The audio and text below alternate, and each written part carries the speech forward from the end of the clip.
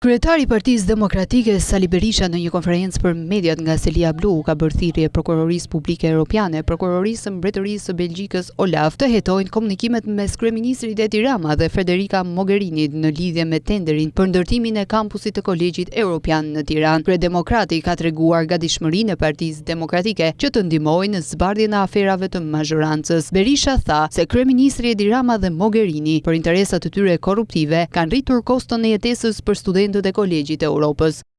Korruptive është vendosur të ndërtohet me 17 milion euro të takspaguesve shqiptar kampusi i Kolegjit Bryzh, duke marrë pikërisht për këtë qëllim trullin e parashikuar për ndërtimin e kampusit të studentëve të Universitetit të Tiranës, për të cilin ekzistonte edhe projekti i kampusit. Po kështu, për të vazhduar vjedhjen e parave, Federica Mogherini dhe Ramaduro me vlerësimet e tyre kanë fryrë për interesa korruptive koston e jetesës për studentët e Kolegjit Europian në Tiranë dhe kanë caktuar si bursë shumën 27.000 euro kundrejt 29.000 euro që është kjo shumë për studentët që studojnë në Belgjik në Kolegjin e Bryzhit. Ndërkohë që rroga mesatare në Shqipëri është 5 herë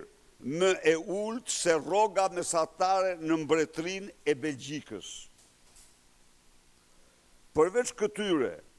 me një marrëveshje sekrete që në kundërshtim me ligjin nuk u bë publike, nuk u publikua, kur është ndryshuar duket edhe destinacioni i piramidës, e cila me një shumë prej 16 milion euro u rikonstruktuar për të funksionuar si qendre teknologjisë së lartë për të rritë shqiptar, por sipas njoftimeve të mediave del se jashtë dhënë Kolegjit Europian në Tiranë në përdorim apo në pronësi, këtë askush nuk e din.